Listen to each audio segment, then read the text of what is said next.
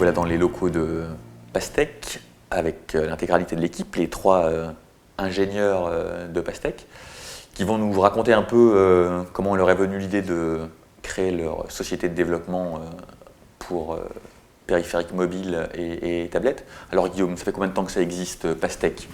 Alors, Pastèque est créé depuis le janvier de cette année, 2013. On est donc Vous êtes une jeune pousse. Oui, très jeune. On est aussi 3 personnes très jeunes. On est tous les 3 le même parcours, puisqu'on est ingénieur arts et métiers. Donc on est ici, notre bureau est dans l'école à Cluny. Et on a travaillé après notre diplôme pendant 3 ou 4 ans dans une équipe de recherche sur les thématiques de l'image numérique et particulièrement le patrimoine. C'est pour ça qu'on est ici aujourd'hui. On entend beaucoup parler des difficultés pour les créateurs d'entreprises en France, etc.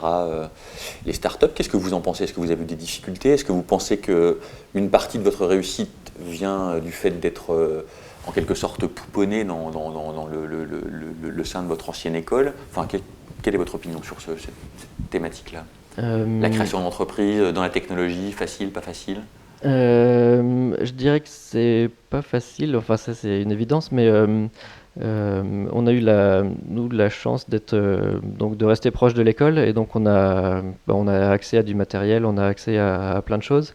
La difficulté qu'on a nous, c'est qu'on se trouve dans une toute petite ville, un peu loin de tout et loin des autres startups entrepreneurs, ce qui fait que c'est peut-être moins facile d'avoir des bons contacts et de se motiver avec comme ce qui se passe dans les incubateurs des grandes villes.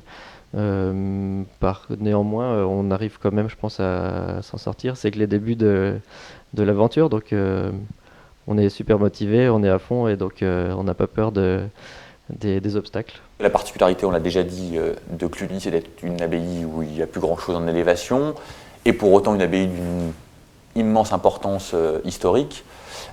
C'est donc pour ça que tout naturellement, votre projet s'est incarné ici, remodéliser en 3D l'abbaye disparue. Oui, ça fait depuis le début des années 90 qu'il y a des travaux sur la réalité virtuelle et des reconstitutions numériques de la grande église, puisque c'est un sujet qui est vraiment très, très intéressant pour expliquer le site et le faire comprendre aux visiteurs. Donc notre projet est un peu la suite logique de ces nombreuses années de travaux sur la réalité virtuelle, l'informatique au service du patrimoine à Cluny. Donc les premières applications qu'on a réalisées, c'était pas sur iPad, d'ailleurs je crois que l'iPad n'existait pas à l'époque, c'était directement sur un ordinateur portable sur lequel on venait brancher une centrale inertielle et on avait cette idée qui est maintenant dans Clunyvision d'avoir une fenêtre qu'on vient manipuler. En réalité augmentée voilà. Déjà. Mais après l'iPad est sorti, là ça a fait notre affaire. Et tout de suite, on a eu l'envie de porter cette application PC sur iPad, qui était beaucoup plus portable. Et de là est venue petit à petit l'idée de faire Clunyvision. Combien de temps de travail sur Clunyvision, si vous deviez dire En programmation pure, je dirais qu'on est parti quand même de zéro. On a mis à peu près 6 mois. Bon, maintenant, si c'était à refaire, on mettrait beaucoup moins, 2 mois, peut-être 1 mois. Je pense, mais la première fois on a mis à peu près 6 mois. J'ai commencé sur Visual Studio avant, comme beaucoup de programmeurs, et c'est vrai que passer sur... moi je programme maintenant sur Xcode exclusivement, et c'est vrai que c'est agréable, ça fait moins usine à gaz que Visual Studio par exemple, et après, je pense qu'Étienne n'a pas forcément la même vision. Parce qu'Étienne, lui, travaille plutôt sur Android, c'est ça ? Oui. Alors donne-nous ta vision sur Android et les SDK. Donc c'est ça, moi j'ai rejoint l'équipe pour développer pour Android tous les outils qui avaient été faits sur iOS. Le marché des téléphones fait qu'il y a une grande partie d'Android et donc il fallait développer pour cette plateforme, ne serait-ce que pour pouvoir proposer à des clients des applications sur tablette éventuellement moins chères. Et voilà, et donc sur Android c'est du Java, si on développe avec les outils Android. Donc, je sais pas trop quoi dire là-dessus. C'est un peu plus simple, on va dire, pour un développeur que du C. Un peu moins performant. Voilà, un peu moins performant. Mais ensuite, tout dépend du type d'appli qu'on fait. C'est-à-dire que si on veut vraiment quelque chose qui qui fait appel à de la 3D très puissante ou des calculs, des algorithmes très, très complexes, à ce moment-là, peut-être il faudra développer en native. Et à ce moment-là, on sera plutôt sur du C. Mais en Java, donc pour tout ce qui est application classique, il n'y a pas de problème, ça tourne, selon moi, suffisamment bien. Comment ça se passe, les téléchargements, les ventes? Qu'est-ce que vous avez pu observer de différence entre ces deux mondes? Là, c'est tout à fait différent. Sur ce qu'on a pu observer, donc, c'est que sur Android, dès qu'on passe une application en payant, on a beaucoup moins de téléchargements. Après, je pense que c'est deux mondes assez différents, c'est deux philosophies différentes, c'est deux marchés aussi différents. Et donc les gens n'ont pas les mêmes habitudes et n'ont pas les mêmes pratiques.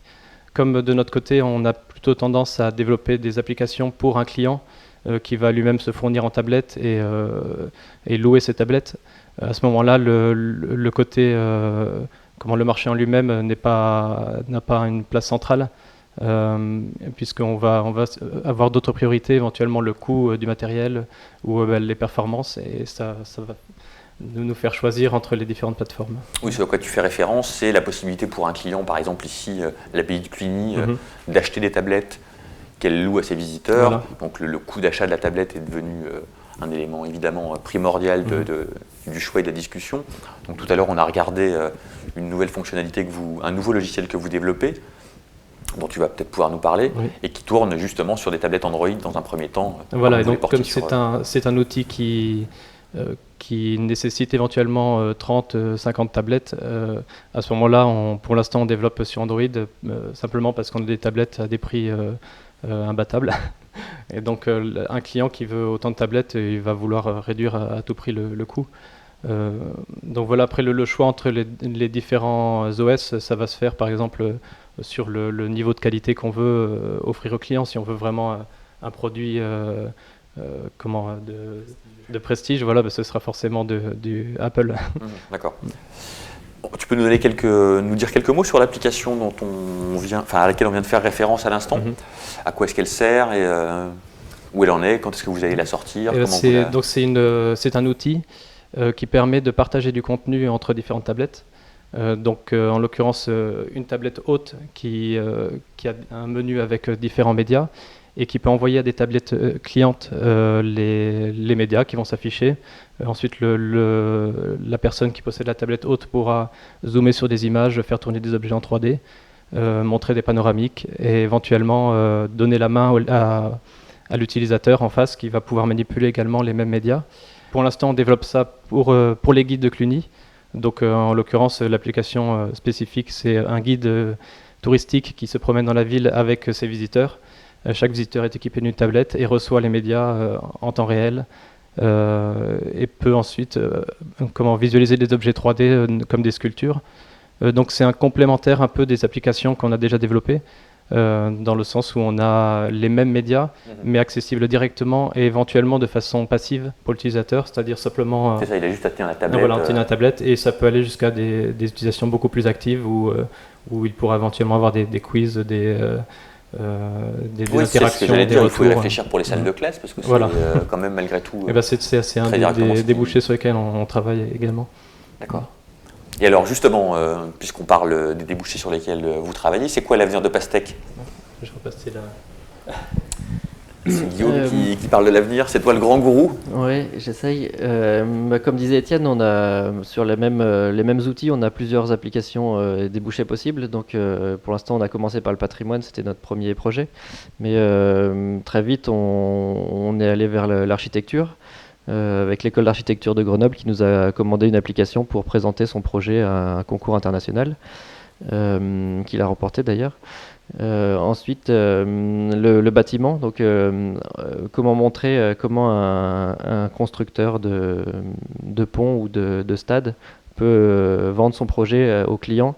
Avec la réalité augmentée, on peut montrer quelque chose qui n'existe pas. Donc ça peut être soit quelque chose du passé, mais aussi quelque chose du futur, donc qui n'est pas encore construit.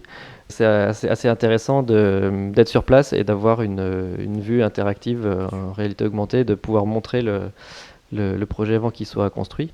Et puis, comme tu le disais juste avant, dans les salles de classe, donc là il y a l'académie qui s'intéresse en Bourgogne, en Saône-et-Loire particulièrement, à mettre des tablettes tactiles dans les classes de collège. Et là, nos outils, on est en train de travailler à proposer des applications pour que les profs puissent travailler avec leurs élèves en partageant des contenus entre les tablettes. Et le gros intérêt des tablettes, c'est qu'ensuite, ils emmènent tout le matériel avec eux, et ils vont visiter un musée, ils vont se promener sur un site géologique et ils ont tous les contenus sur eux. Et quand ils rentrent en classe, après, ils peuvent travailler, échanger les photos qu'ils ont prises et poursuivre le travail avec le même outil. Qu'est-ce qu'on a d'autre comme domaine? Ensuite, pour l'industrie, on peut, avec notre viewer d'objets 3D, on peut, au lieu d'avoir des sculptures du patrimoine, on peut imaginer des pièces mécaniques. Et un fabricant qui a son catalogue de pièces peut proposer des séquences de démontage, d'assemblage pour la maintenance, et on peut commander les pièces de rechange sur cet outil. Donc il y a beaucoup de débouchés, de possibilités de se développer avec les mêmes outils, mêmes technologies.